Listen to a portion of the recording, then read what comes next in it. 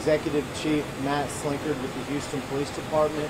We're here at the Aquarium restaurant downtown Houston.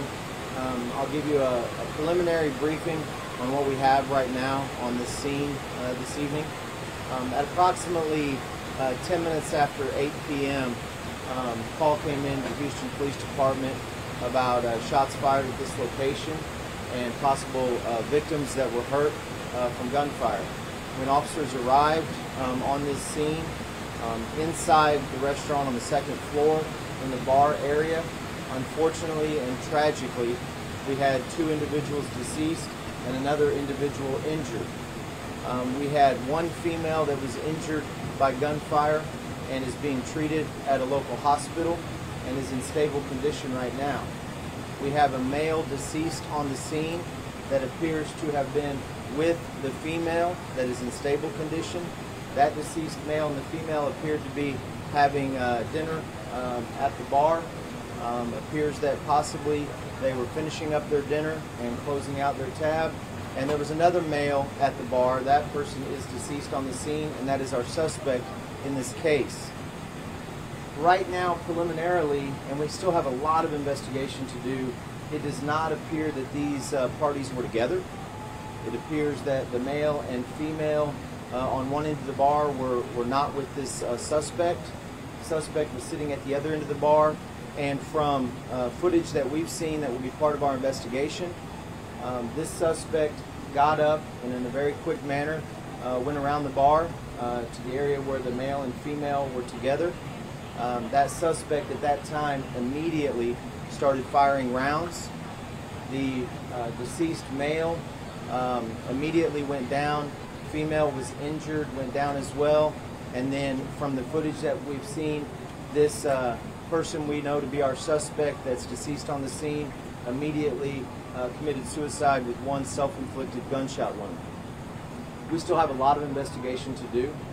We still have a lot of work to do to notify families in this tragic incident.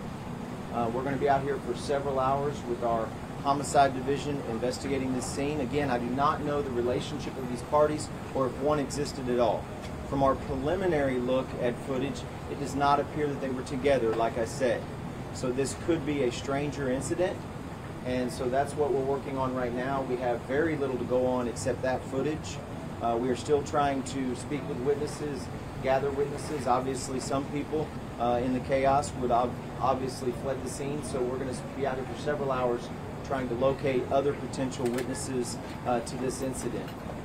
You know, this is a horribly tragic incident, and you know, this is the type of situation that should make us all pause. Send out as many prayers as we can for all of the families and all of the lives that will be affected by such a tragic incident like this. Again, I want to reinforce the fact that right now the scene is secure, the scene is safe. We are not looking for any suspects in this incident. It does appear that our one suspect in this incident is deceased on the scene from a self-inflicted gunshot wound. One victim, a female, is in stable condition at the hospital, and the male that was with her is unfortunately and tragically deceased on the scene. I'll answer any questions. Chief, did it appear that the suspect had intended to shoot the woman as well, or was she injured within the crossfire? I don't want to speculate on that. It's going to take us a while to go through the footage that we have and go through the evidence, and so I don't want to speculate on that. Obviously, don't know if you know, any conversation occurred at any point, if there was any interaction, but preliminarily it appears that there was very little or possibly no interaction at all before this shooting occurred. And I know our viewers will be interested. Is this a situation, a love triangle kind of situation? Just to make it clear, I know you had mentioned a little bit about it earlier. It's definitely too early for us to speculate on that. I will tell you preliminarily, that would not be a theory I think that would hold right now, based on what we've seen and where our investigation is going at this point.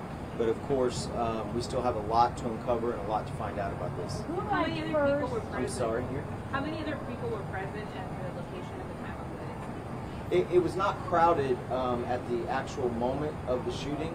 Of course, we can't see who might have been outside of camera angle, and so we still have a lot of witnesses to try to locate and talk to, and so that's going to be part of our investigation. Who arrived first and how long was the I'm shooter? sorry, can you say it again? Who arrived first between the couple and the shooter? That I And do not know.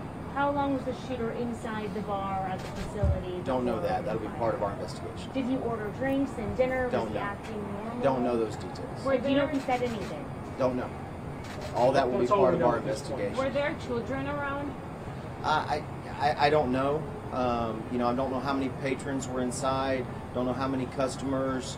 There's multiple levels. Don't know where everybody was at. But all of that will be part of our investigation as we piece together where potential witnesses were when this occurred. Two more questions. At the bar, did he walk past other customers at the bar, or were they the only two people at the bar? It wasn't very crowded, I'll tell you that, and so it appears, at least preliminarily from what we can see, it might have been at that moment of the encounter, just those three individuals. Any Last idea question. the age? Last question. The age was the No, right now we're not going to speculate on age, and we're not going to speculate on race of victims or suspect. We still need to do a lot of investigation in that regard.